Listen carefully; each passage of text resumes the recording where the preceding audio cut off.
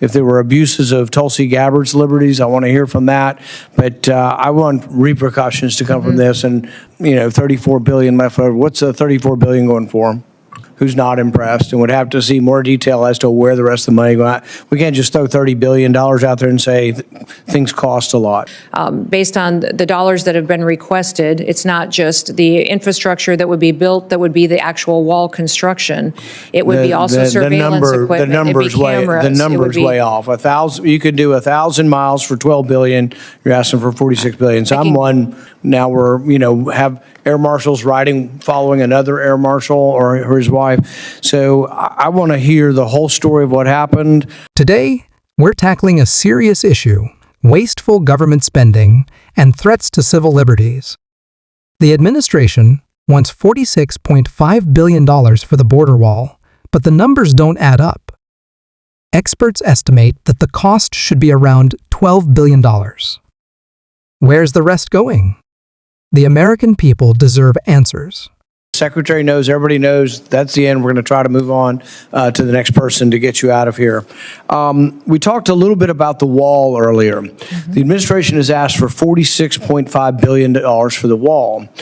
The border on the Mexican border is about 1,950 miles. We've fenced or walled about 700 of it. That leaves about 1,200 miles. There's 200 or 300 miles of it that probably never going to have a fence on. It's mountainous or just impossible to fence or wall.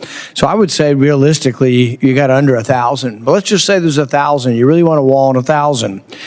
CBP says it's $6.5 million per mile. Your response today was $12 million per mile. That means $12 billion for 1,000 miles. We're off here by a factor of 3 or 4 with $46 billion. Where's the rest of the $46 billion? The administration says they want $46 billion for a wall. You could pave all of it and still have, $34 billion left over. What's the $34 billion going for?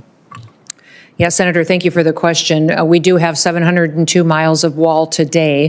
598 of that are steel. The rest of that is temporary, that's in place. Since the president's been in office, over 70 miles has been erected. We have 11 contracts that have gone out and allocated. We also have 5 more that are pending. Based on the dollars that have been requested, it's not just the infrastructure that would be built, that would be the actual wall construction. It would be also surveillance equipment. The number's way off. 1,000. You could do 1,000 miles for $12 billion. You're asking for $46 billion. So I'm one who's not impressed and would have to see more detail as to where the rest of the money goes.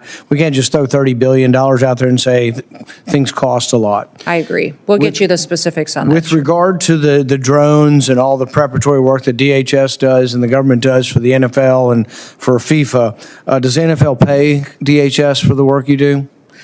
Boy, not to my knowledge. I will. Well, I mean, here's my point. The NFL makes billions of dollars. We're $2 trillion in the hole. I don't care if government shares their technology and government helps out the World Cup. They ought to pay. Yeah, people are paying hundreds of dollars for tickets. I mean, thousands of dollars for the NFL, for Super Bowl and things. They're also paying for FIFA. And so these people ought to pay. And so I'm one holding up these authorizations, and I'll let them go forward. But I want people to pay. I mean, it's ridiculous that the average taxpayer who could never afford to go to an NFL Super Bowl has got to pay for their security. Should the government help? If we have technology they don't, perhaps. But they ought to pay. So NFL, FIFA, I think they all ought to pay. And we'll be insisting on trying to put language in that. If you're a for-profit entity and the government's helping you, you ought to pay for it. Meanwhile, billion-dollar organizations like the NFL and FIFA are getting free security from the government while making massive profits. Why should taxpayers foot the bill for events they can't even afford to attend? And even worse, reports of government surveillance on innocent Americans, including former Congresswoman Tulsi Gabbard, are raising serious civil liberties concerns. This is about accountability, transparency, and protecting your rights.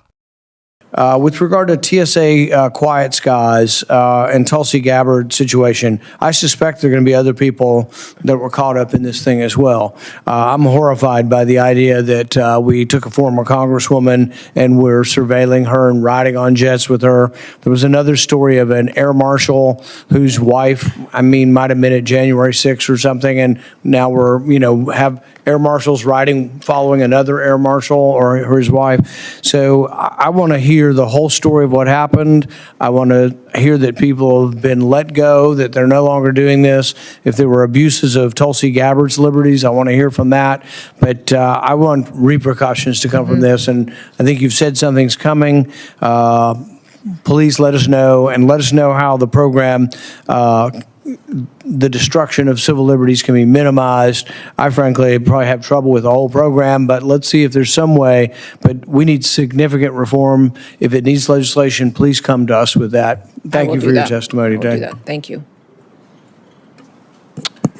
Thank you again, Secretary Noem, for being here.